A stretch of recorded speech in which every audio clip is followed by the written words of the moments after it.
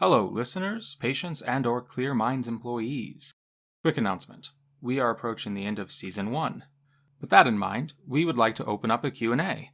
If you have any questions for the writers, voice actors, or just about the patient files in general, make sure to reach out and ask them.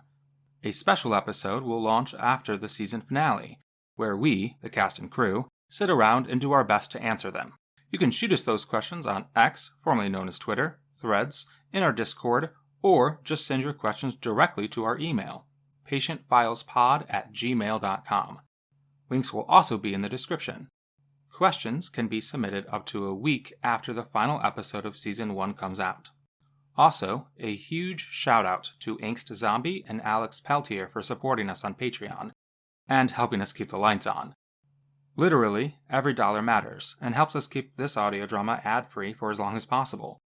On the note of Patreon, due to some technical issues, Episode 3 of H. Gray Investigations will launch an additional week out than planned. We really want to make sure all our content is up to our standards, so we need just a little bit more time to put it together. All that said, please, enjoy the show.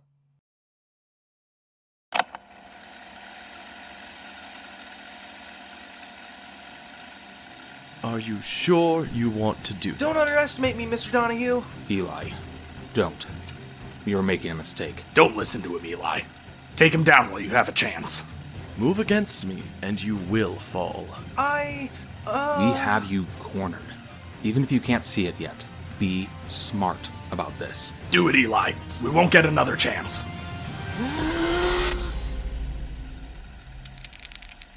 Ha! I moved my cleric to take your vampire castle. You're done! Well now, that puts me in a compromising position. Yes! Good job. One more turn and we win. My champions will overrun his vampire lord. Yes, that would spell victory for your team, but aren't you forgetting? Charles, it's your turn. Right. I moved my shades from the Forest of Darkness. With the clerics gone, the Holy Paladin is left alone. Wait! You can't do that! The Shades can't approach the Paladin because of his holy aura! Which is why I use this. The Idol of the Cursed. I sacrifice half my shades to ignore any aura. That's still 6 power against his 5 defense. The idol can do that? Yes. Page 12 under Special Cards. The asterisk at the bottom. Hold on.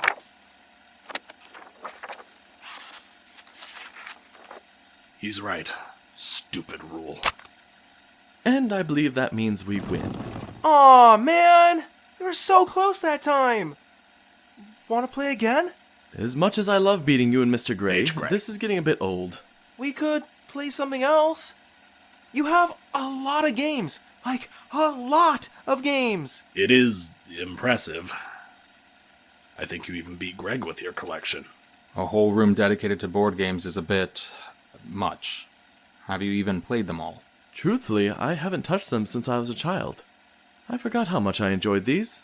When Greg first presented the idea of playing board games, I thought it was a joke. However, they are useful. The good ones combine in-depth rules, strategy, and social deception. I can appreciate a good set of rules. I don't care if I win or lose. It's just cool to hang out. What do you guys want to do now? We could I always... swear, Charles, if you say work, I'm going to lose it. But I'm We just wrapped up 8 hours of work earlier. Not to mention you've been combing through files for anything that could be a clue.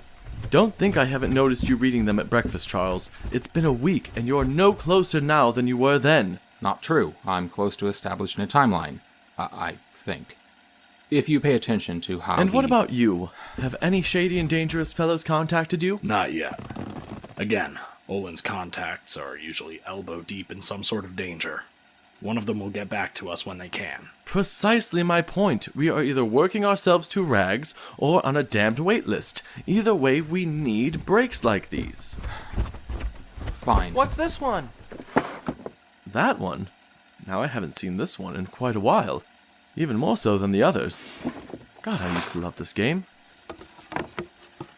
This rulebook is thin. It's a social game, like Truth or Dare, with a few more mechanics. Father was a distant man. The only way I could spend any time with him was during family game night. Mother insisted on it. Most things I know about him were from this game. Can we play it? Sure, why not? Setup is relatively simple. Let me see the rulebook. I won't lose to a technicality again. It's not that type of game. We go around in a circle. When it's your turn, draw a card. The card will have a prompt, like, what's your most embarrassing high school experience? You have the option to either answer it or not. If you choose not to answer, then you take a card. What does the card do once you have it? Nothing. You have to get rid of it. And to do so, you have to do a dare from another player that they can pose during their turn instead of drawing. And setup is done. I'll go first. Ahem. Okay. So, if you were stranded on a deserted island and could only bring one thing, what would you bring? Okay, starting off kind of lame. I'd bring a hawk. I'm sorry, what? Yeah, I could train it to hunt for food. I mean, I guess it would already know how to hunt, so I guess I would train it to bring food back for me. Oh, and I could give it a cool name like Falcon, and it could deliver messages to people to come get me. There is so much wrong with that. No hawk for you. My gun. A fully charged phone. I would call someone and give them my GPS coordinates. I don't think the island would have cell service, Charles. The card doesn't say it doesn't have service. Whatever, I would bring a fully fueled boat with a crew. Hold on, if you get a crew, I get cell service. Fine. Mr. Gray? H. Gray. Your turn. Who was my first kiss? Pass. My turn. What should I dare you to do? I think I'll hold on to that for now. Let's see what we have. Tell a story from your childhood. Alright, fine. Once I lost a tooth, and the tooth fairy got me a swimming pool. Charles, you're up. Hold on. That doesn't count. Yeah, we all lost a tooth. The swimming pool isn't normal, I'll admit, but yeah, that story was subpar. Subpar? Alright, fine. You want a story, Charles? I'll give you one. This is the story of the first and last time this house encountered the special. It's also how I learned of the city.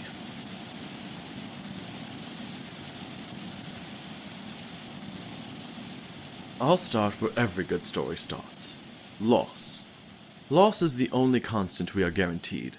For me, for this tale, my loss began the day I was to gain my freedom. At least an ounce of it anyway. I grew up homeschooled until I was roughly 16. My early childhood was a carousel of acts and roles I was taught to play. Tutors cycled through my life, appearing and disappearing, much like an ever-evolving door. I learned much: general education, social etiquette, how to walk with just the right posture, self-defense, weapon training, and fashion, just to name a few. I wasn't some princess locked inside of a lavish prison, I'll admit. Mother and father made sure to parade me about, charity events and galas and things of that nature. Perhaps they meant well. Or perhaps I was nothing more than a future head of the family, being groomed for my proper place. In either case, to say that I grew restless would be an understatement. Like any typical teenager, I rebelled, in my own way. Skipping lessons, playing pranks, and generally being unruly. Unruly. Perhaps the perfect word. Or the worst if you ask Father. Cliché-ly, Father was not a warm man. He was obsessed with reputation, obsessed with power, and most of all, obsessed with control. So, the presence of a child who could not be easily ruled was unacceptable. The punishments were mild at first. My allowance slashed to mere pennies. My favorite cook fired. The room dedicated to my board games locked. I protested, of course. I was met with more, shall we say, intense consequences. Every minute of every day that I was not asleep, I was consumed with education. I don't think it mattered what subjects they were. Father wanted me to be broken down, physically and mentally.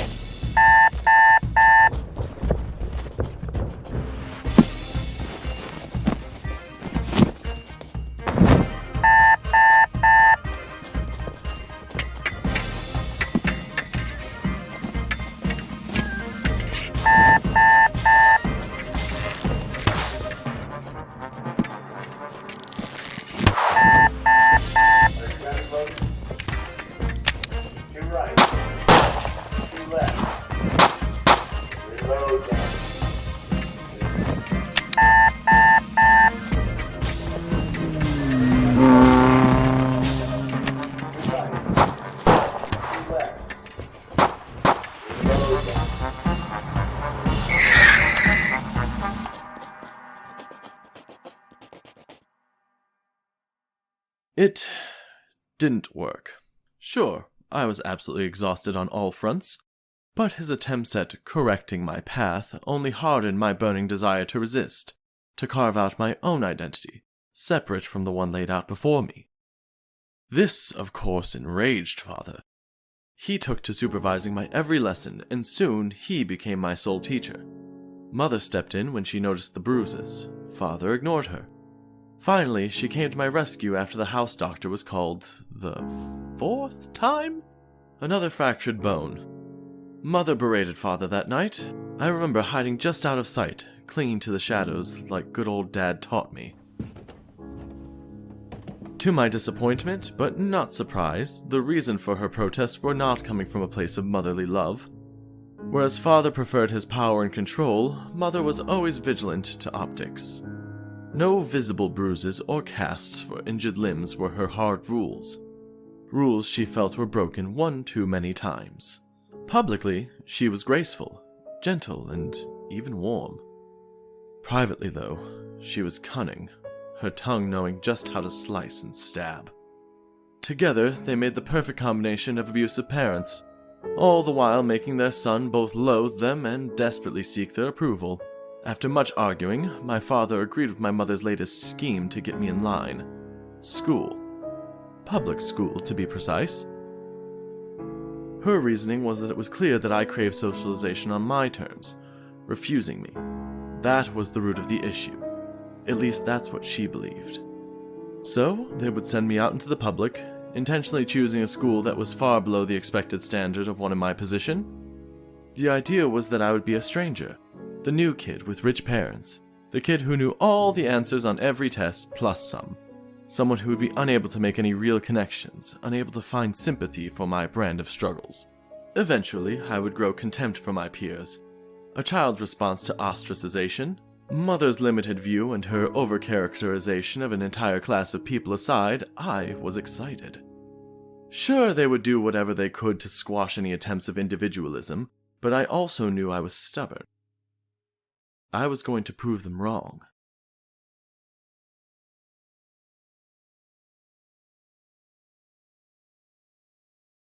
In a matter of days, we relocated here. Servants and staff moved our personal belongings in that short time. Whatever they couldn't, Father simply bought. The night before my first day, I fell incredibly ill. I ran a fever, my bones themselves seemed to ache, and my skin felt like it was on fire.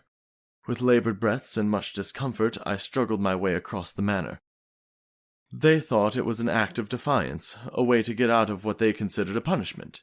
They accused me of manufacturing the physical symptoms and putting on a convincing performance for the rest.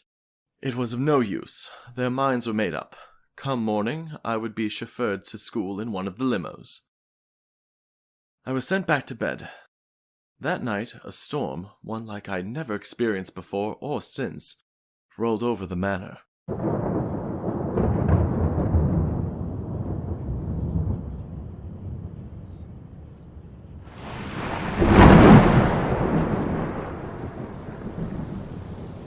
What happened next, I wouldn't fully discover until a few years later.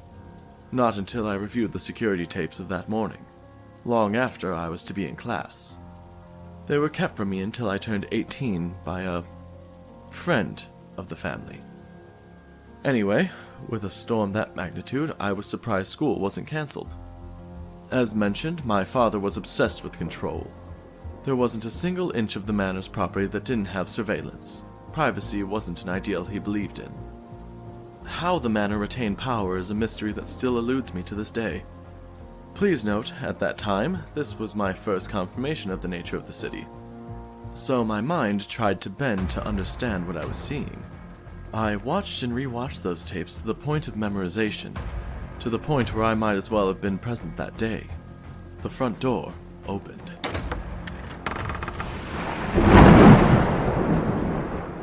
Father was in one of his studies. Mother taking her morning swim in the indoor pool. Staff crawled throughout the grounds, tending to a myriad of duties. Thunder roared and lightning cracked. Rain assaulted the manor. Casually and calmly, it entered our home. A creature near beyond description. It was in the rough shape of a human. It wore a well-tailored suit and strode with a practiced purpose. A grin dominated its features, a permanent fixture that stretched near ear to ear. Its eyes shined with a hatred that could only be found in the darkest pits of hell. Slowly, it moved about the property. It made no attempts to hide, yet it was absolutely stalking in a way that only a predator could. With each step, its unchained malice lashed out around it. The wallpaper and paint peeled. Plants decayed and fell limp as it passed them. Wood splintered and warped, glass cracked and shattered. Each slow advance brought with it death and rot. One of the maids rounded the corner. She gasped and jumped back. Her eyes took in the scene as her body froze still in fear. But not in fear of the creature. It was the chaos and destruction it brought that caused her stomach to tie itself into a heavy knot. The creature itself didn't move, as if it was simply waiting. The maid, with trembling steps, moved toward it. Mixed in with the fear, there was another emotion. Concern. She was concerned for the thing in front of her. Her hands stretched outward. She beckoned for this creature to take it. It was as if she wanted to pull it to safety, like the environment was the real threat and not this deformed monster before her. It didn't move. It just stood there, motionless. The maid moved closer. Her hands shook as she stretched her body outward. She attempted to stay just out of the radius of the degradation. It still refused to move. Eventually, the maid summoned whatever courage that still remained and leapt forward. It was clear that her goal was to grab this monster and rush it to safety. Instead, her face contorted in horror.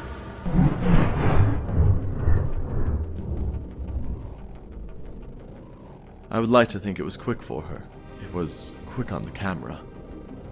But in a single frame, her expression, her eyes, told a different story. She watched as the flesh on the tip of her fingers peeled off, stripping itself and falling to the ground in ash. Her exposed bone would soon follow. The wave of pure destructive force washed over her body, and in an instant, she exploded in a morbid cloud of fine dust.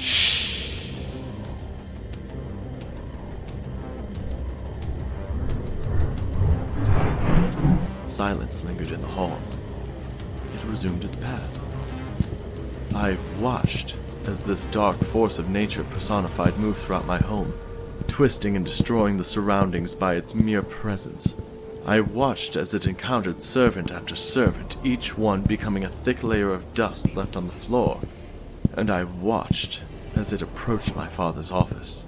This thing, despite it being an obvious danger, seemed to only inspire confusion and concern where panic would have been more appropriate.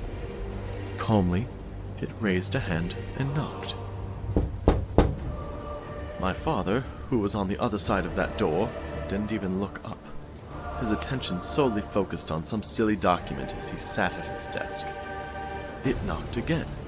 No more harder than before, no more urgent.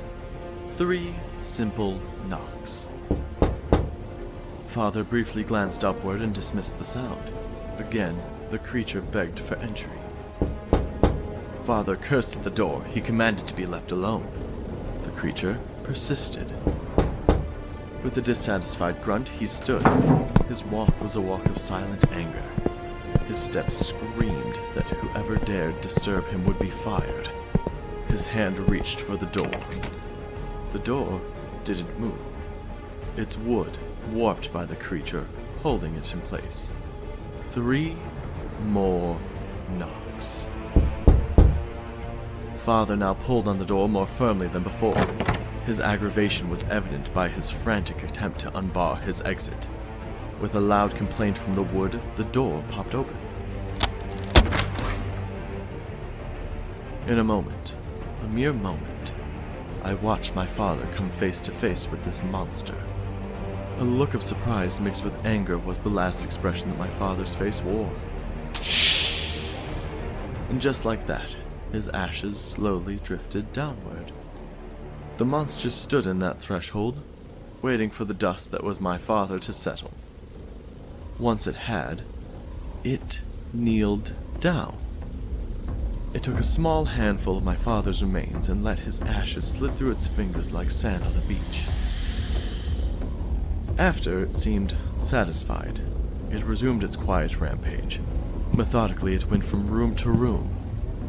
The sight of what happened in the kitchen is one of the many horrors of that day that will forever be burnt into my memory. The kitchen staff burst into clouds as fruit rotted and meat spoiled on the counters. This was the only time the monster encountered a group of people. After the sous chef popped like a balloon, whatever illusion of concern this creature conjured dropped. Some of them froze, some screamed, and one even attempted to run.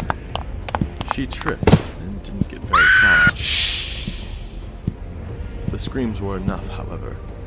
Mother, who was already drying herself off with a towel, noticed. She never frightened easily, so a death-curdling scream of terror was just barely enough to catch her interest. With an inquisitive tone, she called out, annoyance hanging off her lips more than concern. The monster swung its attention to her voice. Its aimless path became purposed once again. Mother shrugged off the odd intrusion of noise and went back to patting herself dry. The monster approached the door to the swimming pool area. It paused, as if it debated whether to knock or not. Deciding on a course of action, it simply placed a hand on the door, causing it to split and then crumble apart.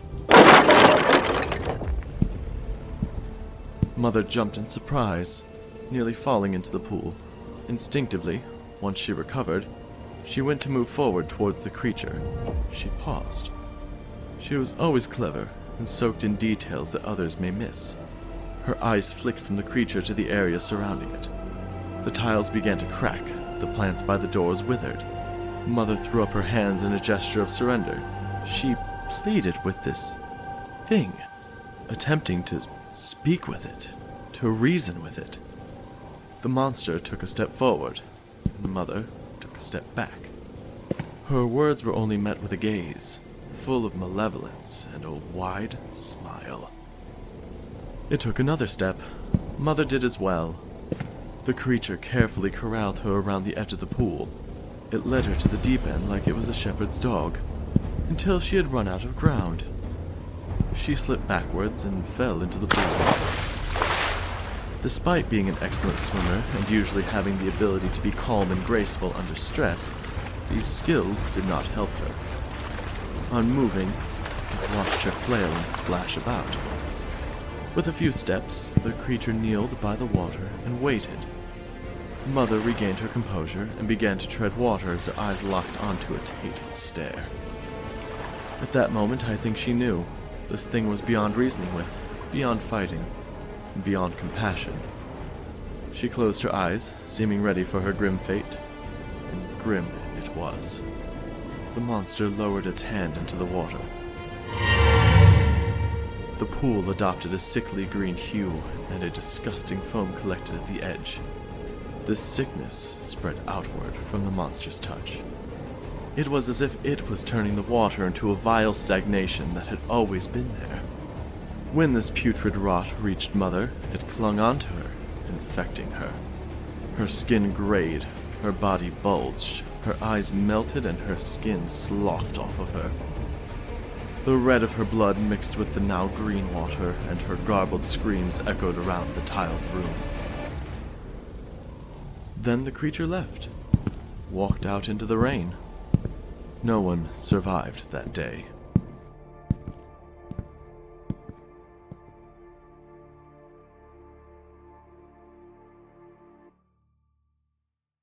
When I returned home, I was met with twisted architecture and piles of dust. I had no idea what had happened. Discovering human remains, or what was left of them, in the pool was a sight that seared itself into my mind. Learning the truth from the tapes only made that burned image grow hotter. I never did learn why it showed up that day, or why it gave Mother such a ghoulish fate compared to the rest. All I really remember was going to my room. I sat on my bed in shock, in confusion for the rest of the night. The next day, a family friend dropped by to meet with Father. I would later learn that he was a fixer of sorts for the family. It wasn't long before the whole mess was swept under a rug. Thanks to him, despite being orphaned, I was left to inherit the family fortune and not end up in the system. I did continue to go to school, although I used my name and money to attend one of higher quality. In the end, I suppose I did follow the path Father laid out for me. I majored in psychology, like he wanted, and I suppose that day is one of the reasons Clear Minds sought me out. It took me a while to eventually come back here. Nearly everything has been replaced, and I refuse to keep anyone on staff. At first, it was just in case it ever came back. It's long gone, one would have to suspect. I do keep one reminder, however. The mural above the front door. The creature warped it into a complex pattern but left the family sigil alone at its center.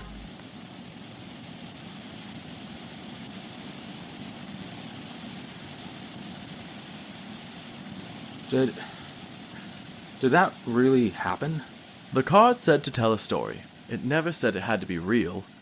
I'm barely coming to terms with all this strange or special or whatever stuff. Don't make me also have to listen to made-up horror stories. It happened. Oh? And you would know this how? It's the look in your eyes. I know that look all too well. Do you now? Just where do you see this look? Every day in the mirror. Fair enough. What happened to the monster? Who knows? It could still be out there. Maybe it's still in this very house. That's not funny. You didn't get to see the look on your face. It's getting late. Good night. Okay. Mr. Talbot, I think it's your turn now. I think I'm done too, honestly. What? Already? How convenient. Are you done too, Mr. Donahue? Not at all. Although I think I've had enough games for the evening. If you're up for it, we could make our way to the theater room. There are some movies that I think you'd enjoy. Yeah, okay. Donahue? Yes, Charles? Thank you for tonight. And I'm glad you're here. Charles, Yeah? your recorder's on. What? When did...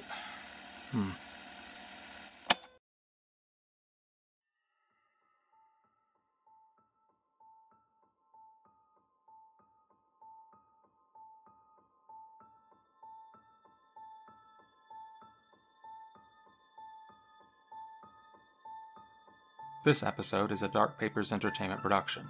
Showrunners for this episode were Christopher George and Dalton Lewis. This episode was written by Christopher George. Script editing was done by Dalton Lewis. Dr. Charles Talbot was voiced by Christopher George. Lucian Donahue was voiced by Dakota Hamlin. H. Gray was voiced by Michael Williams. Eli was voiced by Dalton Lewis. Chris here. As always, thank you so much for listening. If you haven't already, please make sure to give us stars and rate our show where you can. It really helps out.